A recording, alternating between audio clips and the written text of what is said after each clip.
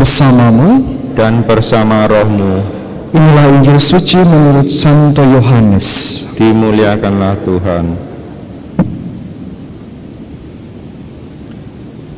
Yesus berjalan keliling Galilea. Ia tidak mau tetap tinggal di Yudea, karena di sana orang-orang Yahudi berusaha membunuhnya. Ketika ia sudah dekat hari raya orang Yahudi, yaitu hari raya Pondok Daun, sesudah saudara-saudara Yesus berangkat ke pesta itu, ia pun pergi juga ke sana, tidak terang-terangan, tetapi diam-diam. Beberapa orang Yerusalem berkata, "Bukankah dia ini yang mereka mau bunuh? Lihatlah, ia berbicara dengan leluasa, dan mereka tidak mengatakan apa-apa kepadanya. Mungkinkah pemimpin kita benar-benar sudah tahu bahwa ia adalah Kristus? Tetapi tentang orang ini kita tahu dari mana asalnya. Padahal bila Kristus datang, tidak ada seorang pun yang tahu dari mana asalnya." Waktu Yesus mendengar di bait Allah, ia berseru, "Memang aku kamu kenal, dan kamu tahu dari mana asalku. Namun aku datang bukan atas kehendakku sendiri, tetapi diutus oleh Dia yang benar, yang tidak kamu kenal. Aku kenal Dia, sebab aku datang daripada Dia, dan Dialah yang mengutus aku." Mereka berusaha menangkap Yesus, tetapi tidak ada seorang pun yang menyentuh Dia, sebab saatnya belum tiba.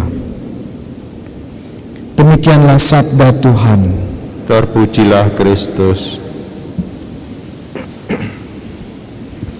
Untuk memahami bacaan kita pada hari ini, kita harus juga mengerti tema besar Minggu Prapaskah yang keempat dan kelima, ya, menjelang Pekan Suci. Dan ini temanya berbeda dari minggu-minggu Prapaskah sebelumnya. Kenapa? Karena kita lihat bacaannya sekarang dari Injil Yohanes. Minggu-minggu sebelumnya dari Injil Sinoptik Matius, Markus, dan Lukas, sekarang berbeda, diambil dari Yohanes. Dan temanya pun berbeda juga. Ya, temanya sekarang fokus antara Yesus, antara tensi yang meningkat antara Yesus dan juga orang-orang Israel, orang-orang Yahudi, secara khusus otoritas bangsa Yahudi. Dan bagaimana tensi ini, ketegangan dan juga animosity ini semakin meningkat. Kebencian orang-orang Yahudi secara khusus para penatua, para otoritas, ini terus meningkat dan nanti sampai puncaknya akan mencapai di mana Yesus akan ditangkap dan diadili dan akhirnya disalib. Kita lihat minggu ini, awal minggu ini, Yesus menyembuhkan seorang yang lumpuh, dan dia kebetulan menyembuhkan hari Sabat, pada hari Sabat. Nah, ini buat orang Yahudi, buat orang para pemimpin, ini panas, ya. Dan waktu Yesus ditanya, "Kenapa kamu, ya, menyembuhkan orang sakit saat hari Sabat?" Yesus bilang bahwa Bapakku, ya, sampai sekarang masih bekerja, masih berkarya, saya juga. Wah, semakin panas. Karena sekarang, ya, Yesus tidak hanya melanggar hari Sabat, dianggap melanggar hari Sabat, tetapi juga sudah mengklaim bahwa Dia adalah Putra Allah. Wah, dikejar-kejar Yesus. Jadi kita lihat tensinya semakin meningkat, ya. Dan hari ini ada polemik baru, ya, polemik baru. Yesus kembali ke Yerusalem dan orang-orang mulai berpikir, jangan-jangan ini Kristus. Ya, Kristus itu apa? Suster, Kristus artinya apa? Iya. Kristus itu artinya yang diurapi, ya. Kristus yang diurapi. Kristus itu bahasa Latin, artinya yang diurapi. Bahasa Ibraninya Mesias, ya. Mesias, Kristus yang diurapi itu artinya sama. Ya, jadi jangan dibilang bahwa Kristus itu nama keluarganya Yesus, bukan, ya. Jadi Kristus adalah gelar. Jadi orang-orang Yahudi ini menunggu tokoh yang disebut sebagai Mesias, Kristus atau yang diurapi. Dan mulai banyak orang-orang bertanya, ini jangan-jangan Kristus, ya. Jangan-jangan Mesias yang kita tunggu-tunggu. Tapi kemudian ada orang-orang yang ragu dan mulai melakukan background check terhadap Yesus. Dicek latar belakangnya apa. Oh, kita kenal dia. Dia dari Nazareth, desa kecil. Kita tahu bapaknya ya Yusuf, tukang kayu sederhana. Kita tahu ibunya seorang wanita sederhana. Kita tahu keluarga besarnya ya biasa-biasa saja. Gak mungkin dia seorang Mesias. Dan tentu saja ada rumor-rumor yang berkembang pada waktu itu. Mesias seharusnya tidak tahu dari mana asalnya. Tapi kita tahu dia.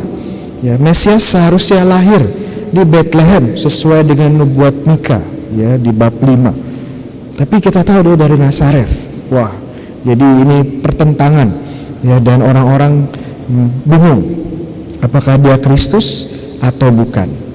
Dan sekali lagi Yesus mengklaim bahwa dirinya ya Kristus, tapi dia Kristus karena kehendak Allah dan berasal dari Allah.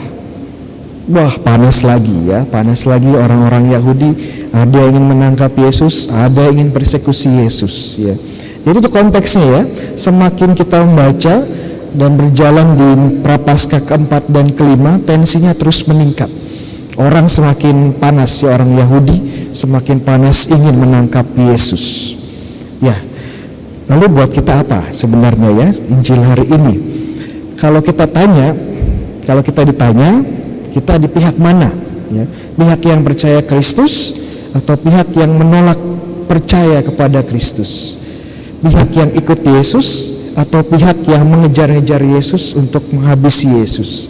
Jawabannya pasti, oh saya percaya Tuhan Yesus, saya pengikut Tuhan Yesus ya. Kalau enggak akan ada di sini ya. Tapi pertanyaan lebih lanjut adalah apakah kita memiliki ekspektasi tertentu yang menghambat relasi kita dengan Tuhan? Karena tadi kita baca orang-orang punya ekspektasi tentang Mesias, dan ini yang membuat mereka bingung harus bagaimana dengan Yesus. Kita juga kadang-kadang memiliki ekspektasi tertentu saat kita berelasi dengan Tuhan Yesus. Contohnya, ya, kok saya sudah lama ikut Yesus belum diberkati. Saya sudah lama berdoa, sudah lama ikut misa, ya, sudah rajin mendengarkan Bible study-nya Romo Bayu, ya, tapi kok belum dapat apa yang saya inginkan. Hari misa Jumat pertama rajin, ya, full 9 kali, tapi kok intensi saya belum dapat, ya. Dan masih banyak lagi, ya. Saya sudah melayani, tapi kok usaha saya susah. Saya sudah banyak berkarya, tapi kok saya sakit terus, ya. Dan ini kadang-kadang menghambat kita, pertumbuhan kita mengikuti Kristus, ya, karena ekspektasi seperti ini. Romo, apakah salah kita berdoa? Apakah salah kita memohon kepada Yesus apa yang kita butuhkan? Tidak salah, ya. Kita harus memang meminta. Tapi semakin kita dewasa di dalam iman, pertanyaannya itu bukan lagi apa yang saya dapatkan dari Tuhan, bukan lagi apa yang saya dapatkan dari misa ini, bukan lagi apa yang saya dapatkan, ya, dengan mengikuti Yesus. Pertanyaannya sekarang diganti, apa yang bisa saya berikan kepada Yesus? Apa yang bisa saya berikan kepada gereja? Apa yang bisa saya berikan kepada keluarga dan komunitas saya? Itu pertanyaan yang dewasa. Kalau anak kecil memang pertanyaannya, saya dapat apa hari ini? Ya, saya bisa dikasih mainan apa hari ini? Ya, itu pertanyaan anak kecil. Tapi kita bukan anak kecil lagi dalam iman. Maka pertanyaannya adalah pertanyaan orang dewasa. Sudah sejauh mana saya memberikan diri kepada Yesus? Apa yang bisa kita berikan dalam relasi kita dengan Yesus? Kita bukan lagi anak-anak kecil, tetapi orang-orang dewasa yang mengikuti Yesus. Amin.